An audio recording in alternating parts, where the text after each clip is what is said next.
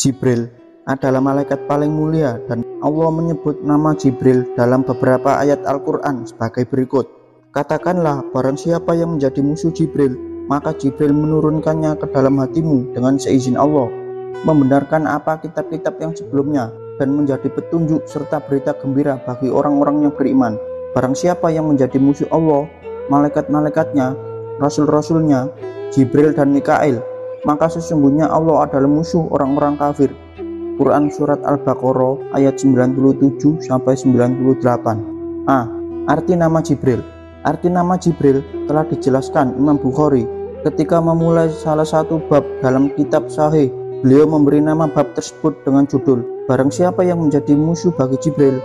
Setelah menulis judul bab tersebut, Imam Bukhari memberikan penjelasan mengenai nama Jibril, Mikail, Israfil sebagai hamba Allah. B. Tugas malaikat Jibril. Jibril memiliki tugas utama menyampaikan firman Allah pada para nabi dan rasul dari kalangan manusia. Tugas ini sangat berat karena tidak ada makhluk lain di langit dan di bumi yang mampu memikul firman Allah sebagai berikut. Kalau sekiranya kami turunkan Al-Quran ini kepada sebuah gunung, pasti kamu akan melihatnya tunduk, terpecah belah, disebabkan ketakutannya pada Allah. Dan perumpamaan-perumpamaan itu kami buat untuk manusia agar mereka berpikir.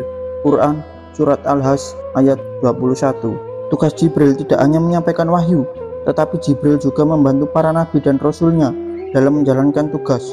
Terdapat beberapa ayat maupun hadis yang menjelaskan bantuan Jibril kepada para nabi dan rasulnya.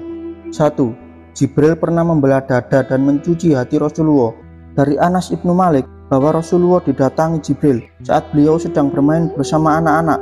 Malaikat mengambil dan merebahkan beliau, lalu membelah hatinya, mengeluarkan hatinya, dan mengeluarkan segumpal darah darinya.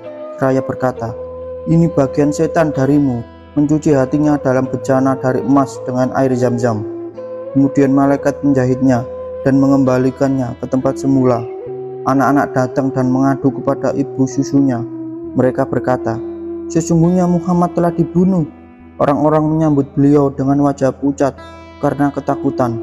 Anas berkata, aku telah melihat bekas jahitan tersebut pada dada beliau. Hadis riwayat Muslim nomor 236. 2. Jibril pernah pula datang kepada Rasulullah dalam wujud manusia untuk membantu mengajarkan Islam pada para sahabat. Sebagaimana terdapat dalam hadis yang sangat terkenal tentang pernyataan Islam. 3. Jibril sering menyertai Rasulullah dalam berbagai peperangan, sebagaimana dijelaskan dalam hadis berikut ini. Dari Aisyah, dia berkata, saat terluka pada perang Khanat karena panah seseorang Quraisy, dia memanahnya tepat mengenai aurat bahu Sa'ad. Nabi Muhammad membuat kemah depan masjid agar mudah menjenguknya. Ketika Rasulullah SAW kembali dari perang Khanat, beliau meletakkan senjata lalu mandi. Malaikat Jibril datang menemui beliau sambil mengibaskan debu dari kepalanya seraya berkata, apakah engkau hendak meletakkan senjata? Demi Allah, kami tidak akan meletakkannya. Keluarlah engkau untuk menyerbu mereka. Beliau bertanya, kemana Jibril? 4. Jibril menemani Rasulullah SAW dalam perjalanan Isra Mi'raj, sebagaimana terdapat dalam hadis yang diriwayatkan Imam Bukhari dan Muslim dalam Sahihnya nomor 162. 5. Jibril pernah mengajari wudhu Rasulullah. Dari Utsman bin Sa'ad, dari bapaknya Zaid, dari Nabi Muhammad SAW, bahwa Jibril mendatangi beliau saat pertama kali menyampaikan wahyu. Jibril mengajarkan wudhu dan sholat kepada beliau. Maka selesai berwudhu, beliau mengambil seciduk air. 6. Jibril pernah mengimami sholat Rasulullah. Jibril turun dan mengimamiku, maka aku pun sholat bersamanya. Aku sholat bersamanya. Aku sholat bersamanya, aku sholat bersamanya, aku sholat bersamanya. Beliau sambil menghitung dengan jari jemarinya sebanyak 5 kali. Jibril pernah meruqyah Rasulullah SAW ketika beliau sakit. Dari Abu Sa'ad bahwa Jibril mendatangi Nabi Muhammad SAW, kemudian berkata, hai Muhammad, apakah kamu sakit? Rasulullah menjawab, ya, aku sakit.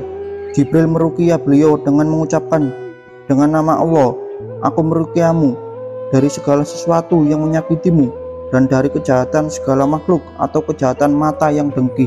Allah yang menyembuhkanmu. Dengan nama Allah, aku meruqyahmu.